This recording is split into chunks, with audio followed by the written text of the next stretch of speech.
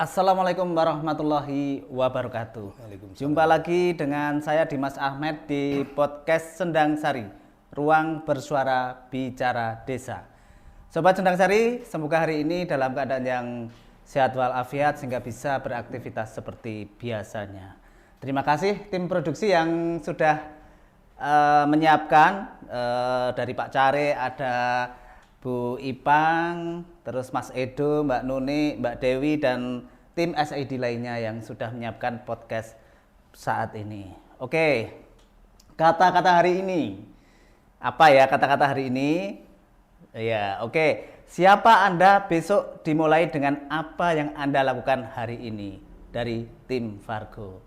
Jadi hari ini, saat ini nanti kita akan berbincang-bincang dengan tokoh yang tidak asing dari Padukuhan Pereng yang saat ini juga aktif membidangi di kegiatan Pokdakan, sehingga ini menjadi mentor juga ya. Mentor. Ya, selamat siang atau selamat berjumpa Pak Dukuh Pereng atau Pak Wahyudi ya. Iya. Pak Wahyudi, selamat siang. Pada podcast kali ini kita akan mengulik Pak Wahyudi ini, kesehariannya sebagai perangkat kelurahan, perangkat desa, dan juga akan mengambil tema Dukuh sebagai salah satu motor pemberdayaan di masyarakat. Ini sangat berat enggak ini Pak? Mbah, ini berat sekali. Ya. Karena sebagai motor. Sebagai motor ya? Iya. Ya, oke. Tapi kok hari ini kayaknya ada yang beda ini ya? Atau ada yang sama ini ya? Tadi kostumnya bisa sama ini, nggak tahu ini ya. Ini nggak kangsen sebenarnya ya Pak Wahyudi ya, Pak Dukuh ini. Dan terima kasih atas kehadirannya Pak Wahyudi. Kita selama 30 menit ke depan kurang lebih kita akan ngobrol bareng di podcastnya Sendang Sari. Tentunya Sobat Sendang Sari akan tahu keseharian Pak Dukuh Pereng ini, Pak Wahyudi ini dalam dalam kesehariannya, baik sebagai pamong maupun sebagai orang yang bisa menggerakkan masyarakat dalam pemberdayaan masyarakat. Oke, untuk perkenalan dulu Pak Wahyudi ini. Ini masih tegang nih kayaknya. Oke, kita pertama Pak Wahyudi ini ya. Yang jelas Pak Wahyudi ini adalah juga kayaknya orang yang nggak pernah marah ini. Setiap ketemu itu pasti senyum, nggak ada marahnya nih. Ini adalah Dukuh full senyum ya. Nanti kalau mau viralkan ya.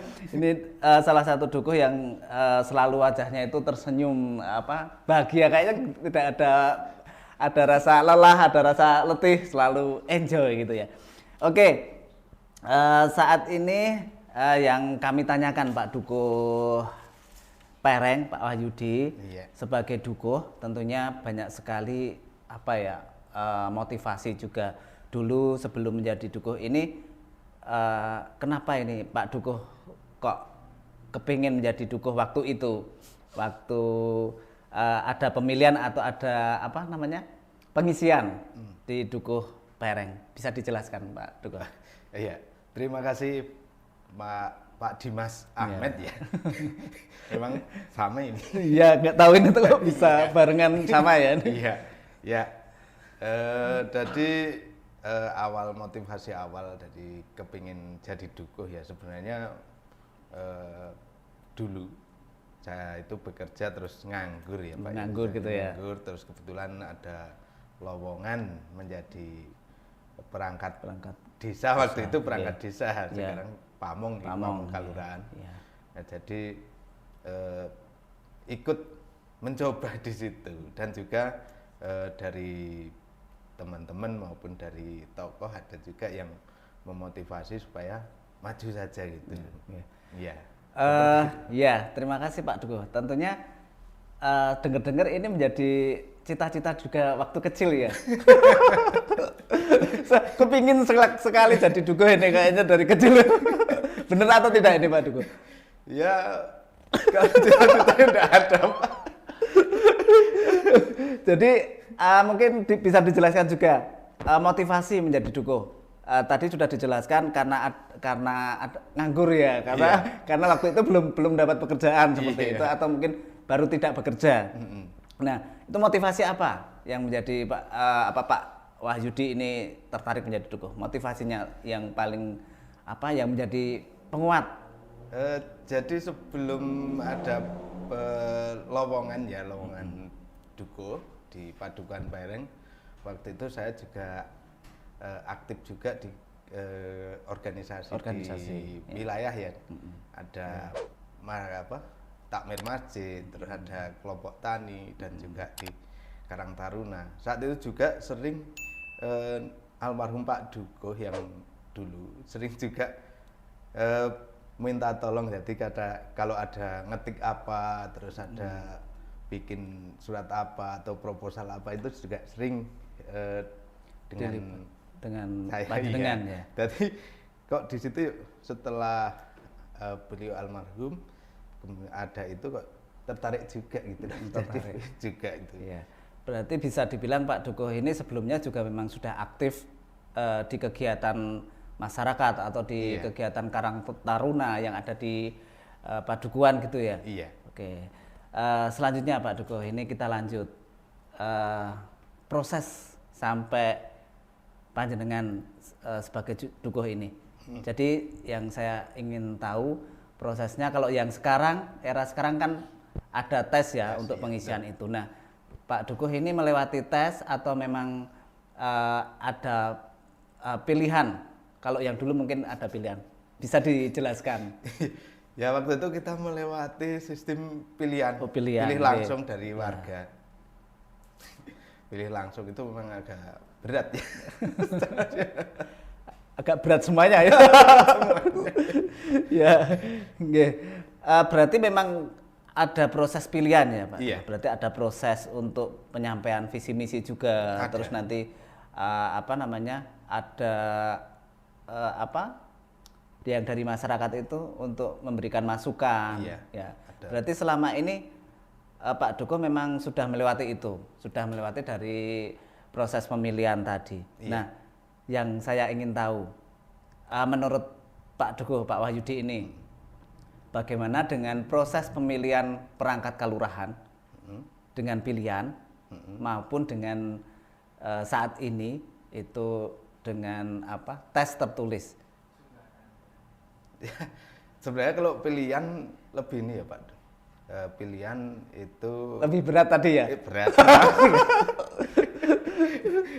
Kemudian kalau pilihan itu kan bagaimana berkomunikasi dengan warga, ya paling enggak warga tahu dengan kemampuan kita ya. Jadi selain yang utama adalah perkenalan, persahabatan maupun ya perseduluran. Itu yang paling utama, karena semakin banyak sedulurnya, semakin banyak temannya, otomatis kan kalau pilihan itu ada peluang di situ. Dan juga kalau tes mungkin kan banyak kemampuan dari diri sendiri pribadi gitu ya. Oke. Jadi memang ada perbedaan di situ ya Pak. Jadi ada perbedaan mungkin skill untuk masyarakat maupun skillnya yang diri sendiri ya. Nah, sekarang yang ingin saya tanyakan, setelah menjadi dukuh, mungkin Pak Dukuh atau Pak Wahyudi ini bisa ada nggak sih bedanya ketika sudah menjadi dukuh itu, ketika yang ada yang menjadi itu pilihan maupun yang menjadi itu dari lewat jalur tes untuk pengisiannya? Perbedaannya sedikit. Ya. Tadi katanya beda banyak. Perbedaannya sedikit ya. Jadi kalau dari pilihan kita akan tahu dulu data semua warga, baik rumah maupun nama-namanya, jumlah keluarganya, itu di awal sebelum pilihan. Karena itu menjadi sasaran pemilih tadi. Iya, tapi kalau tes itu menghafalnya kan setelah pilihan. Iya, Pak. Sesudah jadi itu baru hafal warganya itu rumahnya di mana. Itu saya kira perbedaannya di situ. Kalau untuk kerjanya sama, karena sesama pamong kita kan juga saling bekerja sama, kita saling membantu gitu. Jadi saling belajar juga. Jadi dalam bertugas juga saya kira sama. Iya. Oke, berarti bisa diambil ini tadi ya bahwa perbedaan dukuh itu memang ada ya, waktu pilihan maupun proses tesnya itu sebagai proses. Tetapi ketika nanti menjadi pamong kalurahan itu akan menjadi punya etos kerja yang sama, karena memang dituntut sebagai pamong kalurahan itu memang sama, karena tidak ada yang membedakan waktu prosesnya untuk menjadi dukuh tersebut. Oke, Pak Dukuh. Banyak sekali ini tadi ya, sudah ada profilnya Pak Dukuh sendiri. Kita mau ke profilnya wilayah sekarang. Nah, profil wilayah. Iya, saya pengen tahu Pak, potensi sumber daya alam yang ada di Pereng itu apa saja, dan mungkin bisa dijelaskan juga potensi sumber daya manusianya, SDM-nya seperti apa, nanti mungkin dari potensi sumber daya alam dulu. Oh iya. Jadi sumber daya alam di Padukuhan Pereng itu kan sebagian besar itu persawahan yang disebut dengan Bulak Pereng. Gitu. Terus juga ada perbukitan itu di wilayah RT 38, 39 itu adalah perbukitan. Sumber alam yang sangat banyak ya bisa dikembangkan sebenarnya, dan air juga ada, terus juga tempat-tempat yang istilahnya bisa dikembangkan itu juga ada. Berarti tadi ada yang jelas ada persawahan, ada perbukitan, dan juga sumber-sumber air yang cukup melimpah juga ya Pak. Nah, saya dengar di tempat Bapak di Padukuhan Pereng ini juga mengembangkan kelompok budidaya ikan ya, khususnya ikan lele kayaknya ya. Nah, bisa dijelaskan Pak, kelompok ini kapan mulai dibentuk, terus sekarang kayaknya sudah menjadi bukan pokdakan ya, jadi posdakan kayaknya ya. Karena saking banyaknya kelompok tadi jadi pos ini bukan dari pokdakan. Oke, bisa dijelaskan Pak? Iya. Jadi awal dari membentuk pokdakan sebenarnya juga kepingin juga di daerah lain ya, di daerah yang sudah berkembang budidaya ikan lele.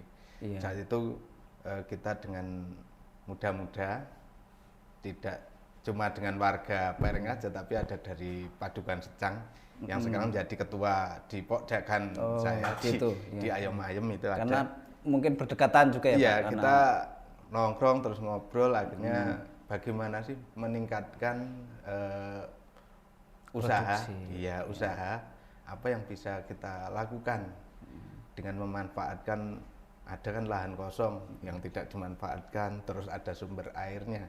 Nah itu bagaimana cara kita memanfaatkan itu. Akhirnya terpikir juga sebenarnya awal pengen juga pelihara ikan yang lain, tapi kita coba fokus di budidaya lele, pembesaran lele.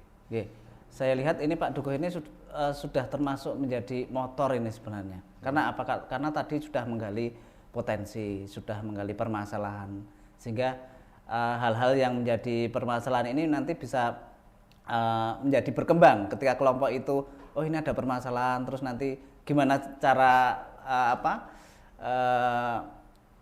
caranya untuk bisa menyelesaikan permasalahan itu. Nah, yang saya ingin tahu ini Pak, di sana bagaimana potensi masyarakatnya? Apakah daya dukung dari masyarakat itu membuat Pak Dukuh ini juga enak untuk menjadikan penggeraknya, karena memang daya dukung itu tadi ada sumber daya alam dan sumber daya manusianya. Iya. Jadi memang untuk sebagai penggerak di motor penggerak itu memang sebenarnya juga pasti butuh juga dari masyarakat ya. Nanti butuh energi juga dari masyarakat. Iya, betul. Kita siapa saja yang bisa kita ajak. Jadi siapa saja yang bisa kita ajak, kita motivasi itu. Terus nanti bagaimana keberlanjutannya supaya bisa berjalan apa yang kita rencanakan itu. Jadi memang dari warga juga banyak yang membuat ide-ide. Jadi juga sebenarnya tidak murni motor semua. Kadang saya juga dimotori betul. Motivasi dari warga juga. Berarti memang tokoh-tokoh kunci seperti tadi yang memang awalnya ya orang-orang yang memang peduli dulu ya, orang-orang yang mau diajak untuk berkegiatan, sehingga memang kita nggak usah memikirkan income-nya dulu lah. Istilahnya kita mau bergerak dulu menjadi kelompok yang valid, solid, itu nanti tentunya akan mempermudah untuk kegiatan atau mungkin potensi masyarakat itu akan menjadi lebih baik. Iya, itu memang motivasi membuat Pokdakan juga dulu awalnya karena kita juga mau membuat sendiri-sendiri kan tentu modalnya banyak. Betul. Terus butuh ketelatenan. Tapi dengan berkelompok di awal, saya dan teman-teman itu mengharap kelompok ini menjadi wadah belajar berbudidaya itu, Pak. Jadi memang di situ wadahnya untuk uji coba. Jadi dengan sistem ini, dengan ini, cara ini, itu supaya nanti di kelompok itu sebagai wadah percobaan, supaya nanti sudah bisa terus membuat sendiri-sendiri, mengembangkan di masing-masing. Ya berarti bisa dibilang Allah bisa karena biasa, karena biasa. Nah, memang Pak Dukuh ini menjadi motor itu memang tadi juga sempat juga sebenarnya juga tidak menjadi motor sekaligus gitu loh. Ada motor yang lain yang bisa menggerakkan juga sehingga memang tokoh masyarakat, warga, mungkin dari RT RW itu saling mendukung. Iya, betul. Nah, jadi memang yang saya tanyakan lagi Pak, ini dalam proses pengembangan budidaya ikan khususnya lele ini mungkin ada apa kendalanya dan bagaimana caranya? Mungkin ya ini mungkin ada budidaya yang berlebih sehingga memang pangsa pasarnya terus kadang ada yang pas panen banyak pangsa pasarnya cukup rendah. Nah ini bagaimana caranya Pak? Ya, jadi memang kendala di budidaya banyak ya Pak. Jadi memang kadang dari intern kelompok sendiri kadang kan kalau nggak semangat semua itu juga akan lemah juga berkelompoknya, budidayanya. Tapi alhamdulillah kita masih bisa mengatasi itu juga. Terus dalam budidaya juga banyak permasalahan-permasalahan baik itu penyakit di lele, juga tadi yang disampaikan ada pemasarannya. Awal kita juga sudah pernah pengalaman menjual itu susah Pak waktu itu karena di Sendang Sari kebetulan waktu itu banyak yang bareng.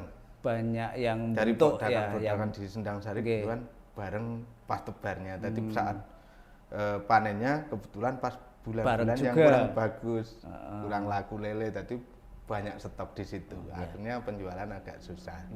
Nah, tapi dengan berjalannya waktu terus mencari bakul yang pengepul itu yang agak jauh, jadi cari ke Sleman, cari ke Kalibawang, akhirnya kita juga bisa menjual.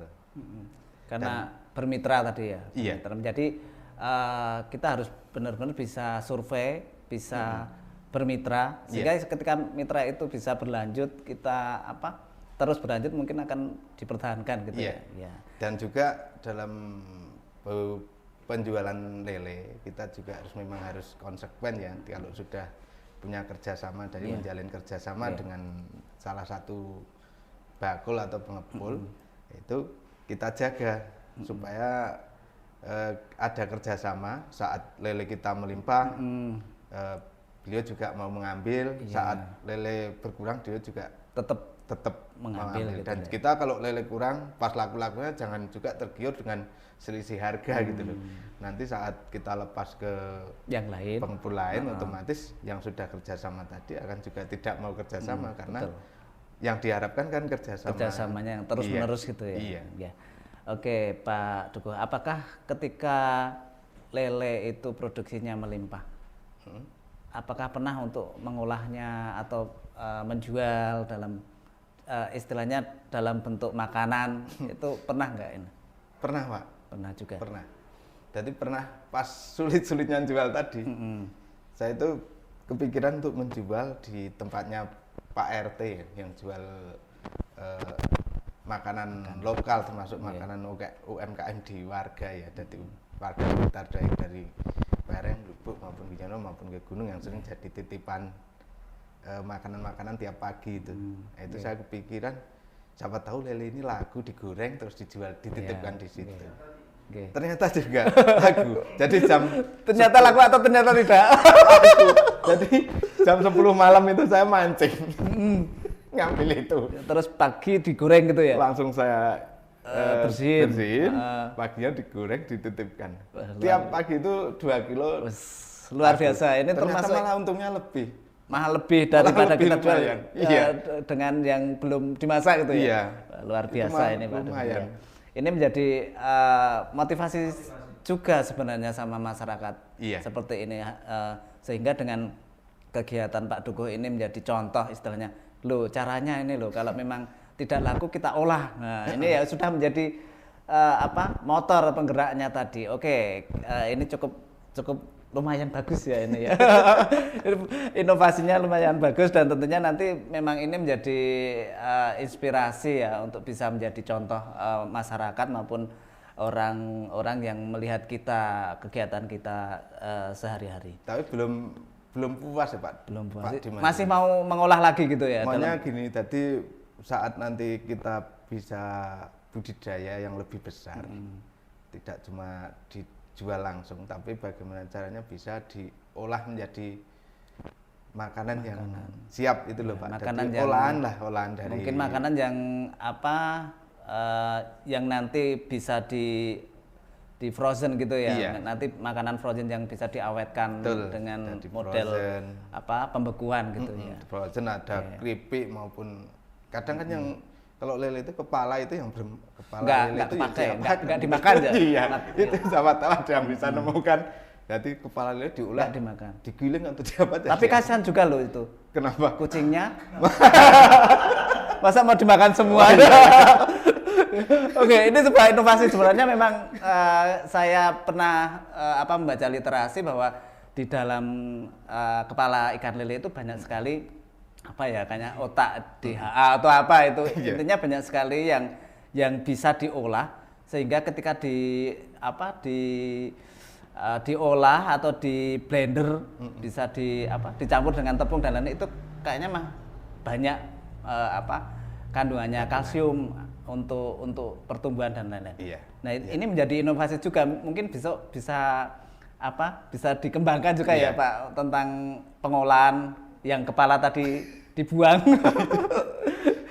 Oke, terima kasih Pak Dukuh, Pak Wahyudi ini bisa menjelaskan kegiatannya di masyarakat, baik dalam penggerakan masyarakat yang khususnya ini di Pokdakan, tentunya yang lain juga banyak ya di kegiatan-kegiatan lain, bukan cuma di Pokdakan. Ya, nah, banyak. Salah satunya juga mungkin ada kegiatan yang saat ini di tempat Bapak itu adanya Sanggar Among Lare ini juga memberikan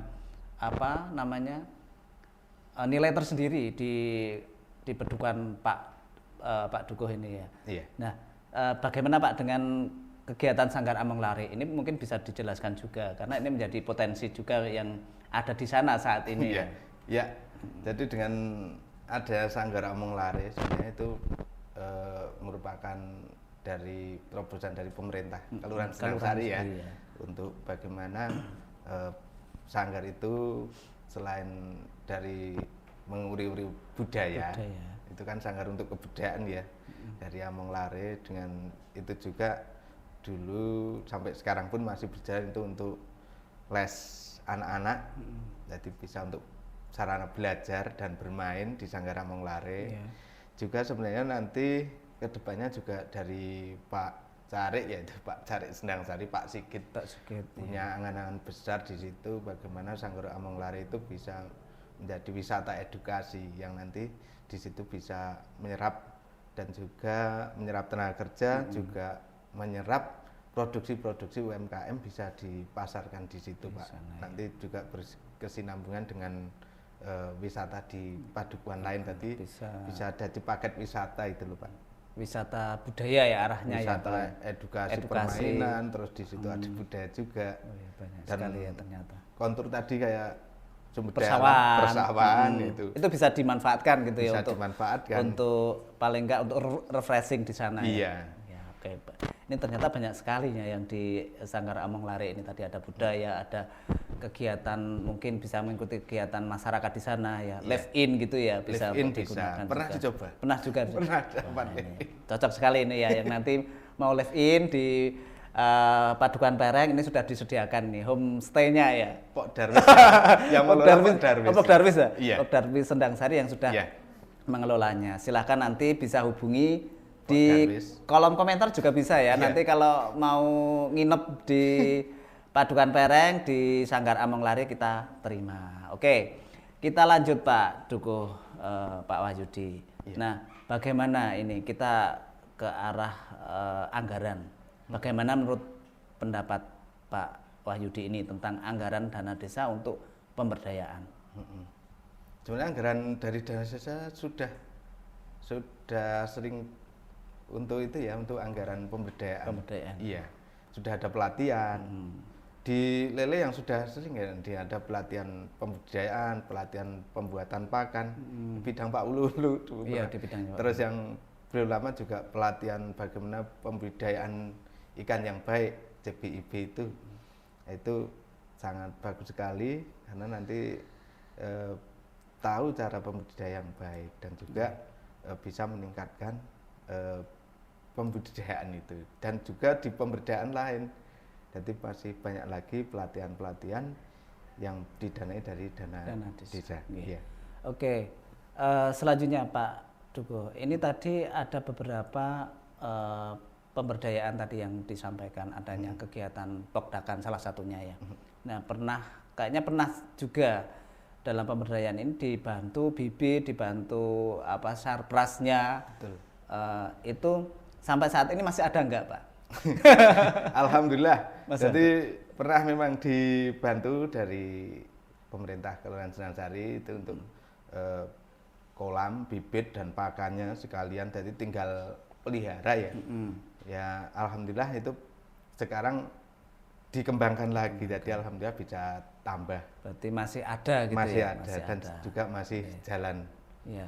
Nah, masih berkembang itu. Oke, Pak Dukuh. Ini selain tadi yang saya sampaikan, selain Pokdakan, apakah dengan adanya pemberdayaan tersebut juga bisa menambah kegiatan yang lain di tempat Bapak? Pemberdayaan yang lain maksudnya? Di pemberdayaan yang lain kan banyak juga dari KBT ya. KBT yang KBT-nya Bu Yuliana, Pak Karim itu yang Khalifa. Iya. Ya, sudah kondang itu ya. Iya. Jadi sudah menjadi sentra dan dapat menjadi mata pencaharian. Ya.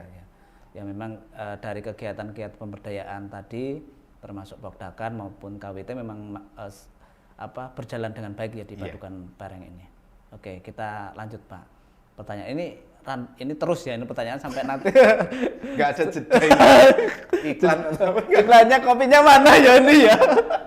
Wah, John. Oke, nanti kita di belakang ya kopinya ya Pak. Setelah ini deh, pokoknya kita nanti langsung menuju ke tempat kopi seperti biasa. Oke, kita lanjutkan. Apakah dengan adanya pemberdayaan tersebut sudah bisa dirasakan oleh masyarakat? Nah, contohnya tadi Pak, beberapa itu apakah sudah merasa saya menjadi kelompok ini saya sudah senang, saya ternyata lebih baik dari yang kemarin. Iya. Gitu. Jadi sebagian ya sudah bisa merasakan.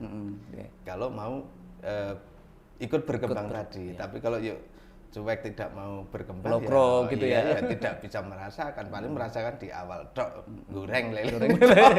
Tapi untuk berkelanjutannya iya. Jadi kalau mau ya berkembang ya merasakan ya mari kita kembangkan terus, termasuk di UMKM lainnya gitu ya. Jadi yang penting kita telateni, kita semangati, insya Allah nanti akan ada hasil gitu lah. Ya jelas dengan adanya motivasi tadi dari Pak Dukuh dengan kelompok itu tentunya akan beda ya, ketika nanti masyarakat itu akan terus mengikuti kegiatan, mengikuti kelompoknya itu akan mendapatkan istilahnya hasil atau mendapatkan hasil yang lebih untuk keluarganya. Baik Pak Dukuh Wahyudi ini, apakah pendampingan program dan monitoring maupun evaluasi dari kelurahan itu sudah optimal? Kalau sudah, sejauh mana dan bentuknya seperti apa?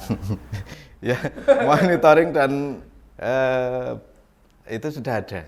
Sudah ada. Cuma mungkin saya langsung aja belum maksimal ya. Belum maksimal. Kritik ini. Jadi ini nanti dipotong kayak ini. Jadi oke, lanjut.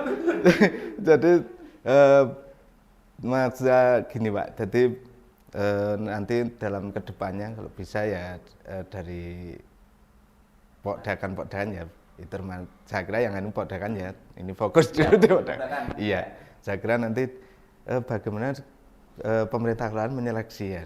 Jadi mana yang kelompok yang paling memang betul-betul ingin berkembang gitu loh. Jadi ingin berkembang dan bisa dikembangkan. Itu nanti dimotivasi disupport itu supaya bisa lebih berkembang lagi. Itu memang sangat benar diseleksi seperti itu. Jangan sampai cuma ada nama kelompoknya, nama ininya, tapi nanti tiba dikasih support ya tetap tidak berkembang karena mungkin dari semangatnya yang belum tertarik itu Pak. Kebetulan kalau awal karena saya itu saat awal kita berbudidaya dengan teman-teman pokdakan itu, di awal itu kita bisa mencapai hasil itu yang luar biasa Pak. Tapi setelah itu hasilnya biasa saja, itu kan aneh.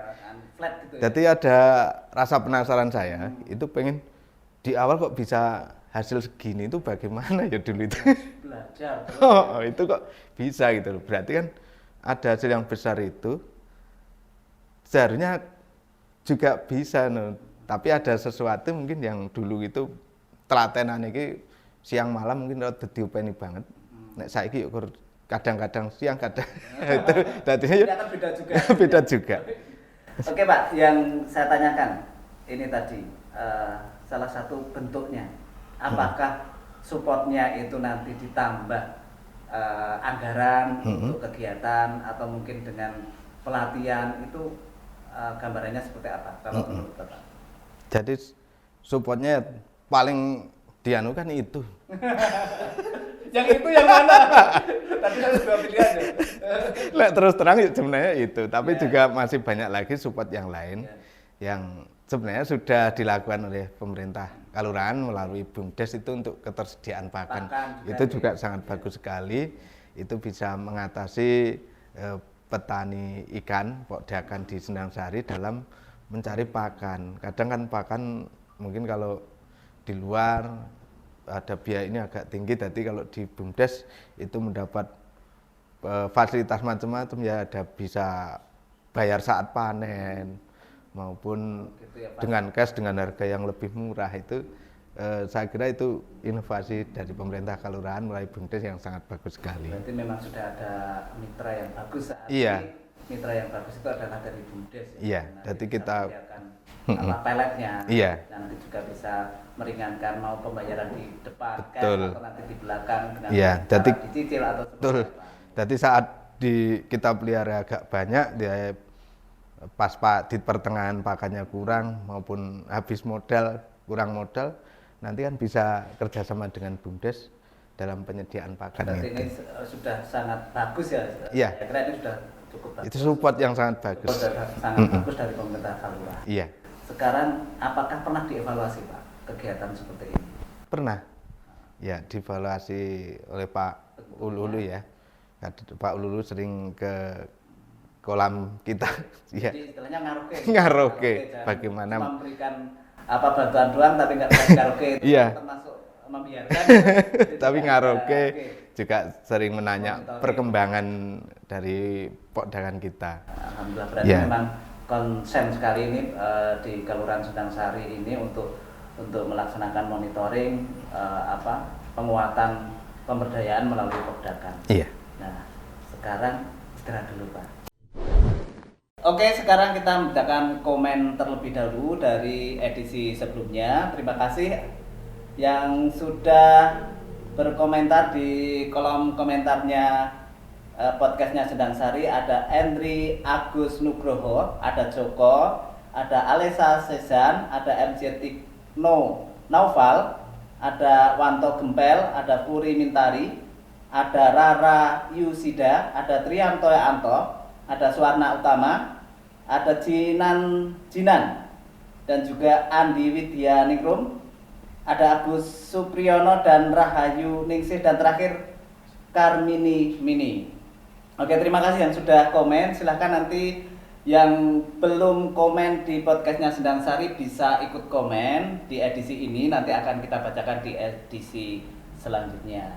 Dan juga tentunya bisa Sobat Sendang Sari bisa juga akan melihat edisinya podcast Sendang Sari dengan subscribe, dengan like, share dan komennya lagi. Oke.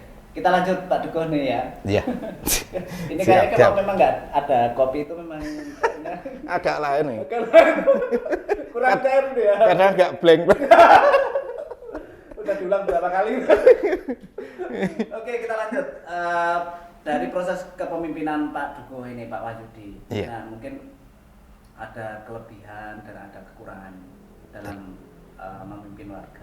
Nah, ini bukan menjadi penilaian ya, ini nanti yang jelas seperti apa pandangan Pak Dukuh ini dengan kelebihan juga kekurangannya.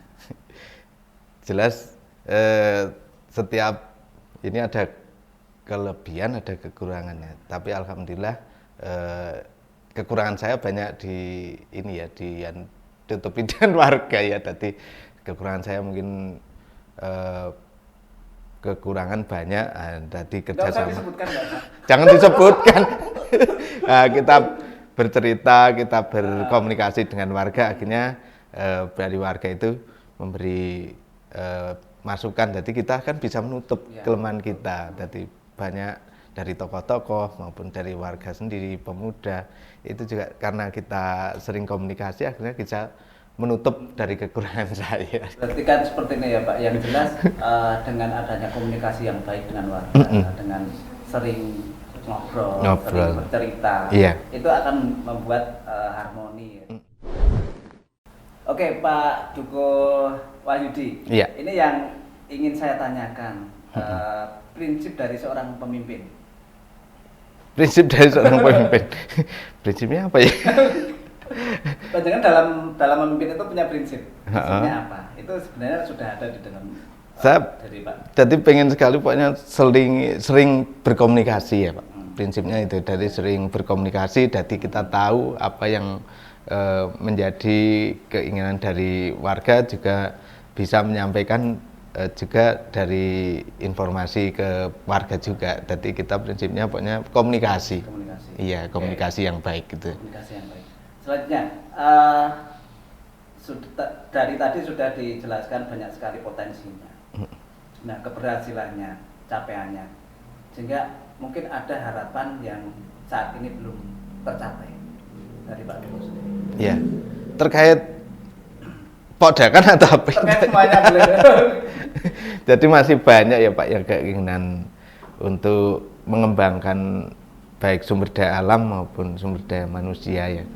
Dengan sekarang ini sudah banyak inovasi sebenarnya yang dilakukan, tapi ya itu tadi kita juga harus membangun sumber daya manusianya, bagaimana kita berkembang, memajukan ekonomi gitu, ekonomi dari masing-masing gitu. Nanti kan juga akan menjadi ekonomi besar buat Padukun maupun Sendang Sari ya Pak. Yang penting ekonomi di keluarga itu berkembang, nanti juga akan meningkatkan ekonomi bagi pemerintah khususnya di kelurahan ya juga akan meningkat. Oke, ini adalah sebagai harapan ya, yang mungkin selama ini belum semua bisa terlaksana. Iya. Sehingga belum mempunyai harapan Pak Dukuh. Nah, saat ini nanti sebelum kita tutup podcast saat ini, saya punya pertanyaan Pak. Nanti satu kata ya. Masih ingat kan? Satu kata yang ingin saya tanyakan. Nanti silahkan jawab satu kata juga. Ya, sudah siap? Siap. Kebudayaan. Berkembang. Terus masyarakat. Apa mah kuali? Aduh. Masyarakat. Masyarakat sejahtera. Okay. Contoh ini keren sekali dengan pemberdayaan tentunya harapannya masyarakat menjadi berkembang, masyarakat menjadi sejahtera. Iya. Oke. Dukunnya juga harus sejahtera ya. Insya Allah. Minta doanya. doanya seperti itu. Oke, Pak Duko, sebelum kita tutup podcast hari ini, saat ini ada closing statement dari Pak Duko. Monggo untuk Sobat Sendang Sari podcast saat ini. Ya, untuk masyarakat ya motivasi aja ya. Motivasi dari setiap usaha atau kegiatan yang kita lakukan, pokoknya harus kita niati, kemudian kita nikmati dengan senang ya, jangan sampai pengen punya usaha kita terpaksa. Itu nanti akan, kalau kita niati dengan senang, kita lakukan dengan penuh tanggung jawab, insya Allah nanti hasilnya juga akan mengikuti yang lebih berkah dan lebih banyak. Berarti memang harus dinikmati, harus diniati dulu ya? Iya, diniati terus dinikmati. Prosesnya pokoknya dibikin seneng itu dalam melakukan itu. Tepuk tangan dong ini dong. Luar biasa ini ya. Ini closingnya cukup memotivasi. Ya. Oke, Pak Duko. Saat ini kayaknya sudah berapa menit, Mbak? Wah, sudah 44 menit nih ya. Kita dalam mengobrol di podcast saat ini tentunya terima kasih saya ucapkan Pak Duko Wahyudi, Pak Duko Bereng atas kehadirannya berkenan untuk duduk ngobrol bareng di podcast Sendang Sari. Tentunya memang kita sudah di penghujung acara, kita harus pamit undur diri. Tentunya jangan lupa tetap membunyikan loncengnya, subscribe, like, comment, and share. Saya Dimas Ahmed dan Duko Bereng Wahyudi ya mengucapkan selamat berpisah dan tentunya kita akan jumpa di lain waktu. Dari saya ucapkan sekian, Dimas Ahmed. Assalamualaikum warahmatullahi wabarakatuh. Dadah, bye bye.